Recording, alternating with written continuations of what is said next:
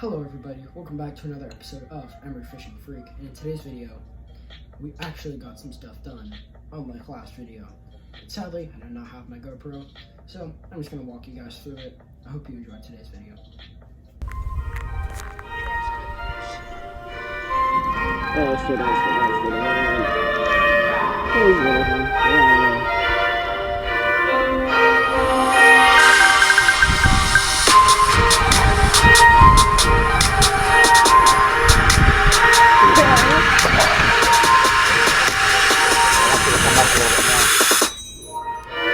So let's get straight into it.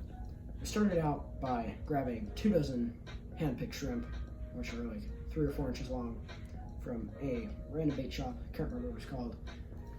But we got 2 dozen shrimp. Sunday's video, we actually went to some docks while it was still kind of dark out, so the dock lights were on. Now, you may remember me talking about at the end, I think it was at the end, it might have been at the beginning, but we were actually able to hook a flounder at the spot, and we also saw a bunch of slot-sized mangroves. So we just got 2 dozen shrimp, like I just said. We were going to try and get on a couple snapper to keep so that we could make snapper tacos. Now that did not work out. We saw a bunch of smaller ones, but none of them were getting hooked, and they were mostly just taking our shrimps. But I was able to get on my personal best snook. I'll put it up right here. I'm just kidding. It's actually like really, really small. It was only 15 inches. But the reason why I'm including this is, well, you'll figure out later. A 15-inch snook on a shrimp. Nothing to brag about, but I will certainly take it. That was just the first fish to our pretty good day. So then, I've got a sheet of paper right there just so that I don't forget anything. We moved out to an oyster bar, which you've seen a couple videos there, I believe, but we've got on some snook there. Never crazy big, but good quality snook. We were just going to try it out because our main goal was to go get some greenbacks and then fish that beach that we fished in the last couple of videos. But that didn't work out for a couple of reasons. But we'll get onto that in a second. So at the oyster bar, we've got live shrimp, like I was saying, about 3 or 4 inches long. And my sister hooks up with a redfish. 19 inches long was the first one. I'll go ahead and put up the picture there.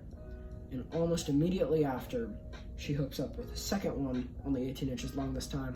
But the 19-inch long redfish is her best fish ever, like, ever.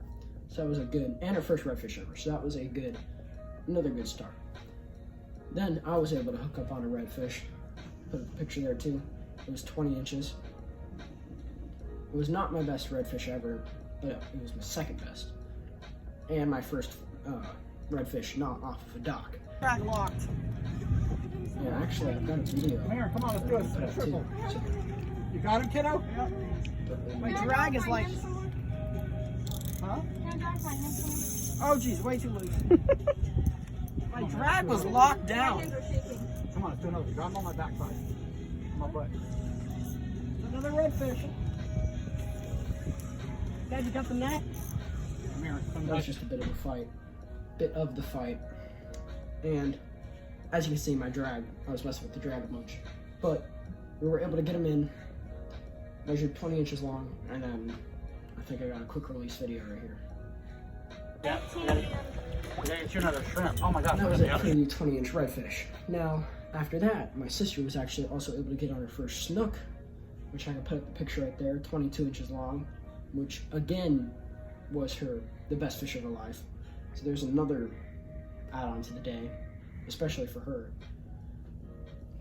And so now we were focused on getting slams for me and my sister because we both had reds and snooks. Yeah, and a snook.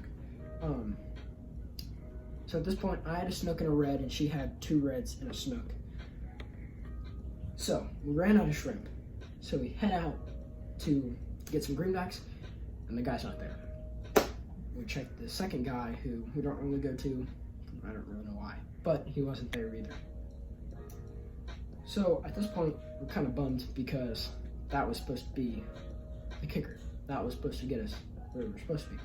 So we head up to O'Neill's Marina, I believe, and they did not have any shrimp either. So at this point, we kind of didn't know what to do. We were gonna buy some frozen finger mullet or shrimp just to use because there was no other options. But some guy out there had some frozen thread fins that he was not going to use. He was heading out, so we were able to use those. Sadly, those did not work at all. We just ended up throwing them back into the flats. But we did try to fish with cut bait back at the oyster bar and on some flats for a little while. We did some waiting at the oyster bar. I hooked another snook, but he jumped off and threw it. And that's really it. And then, so, like I said, we went out to a flat, and it was a grind. We fished there for probably 45 minutes to an hour, and I don't know what the saying is. Lo and behold, that's what we caught, an 11-inch trout.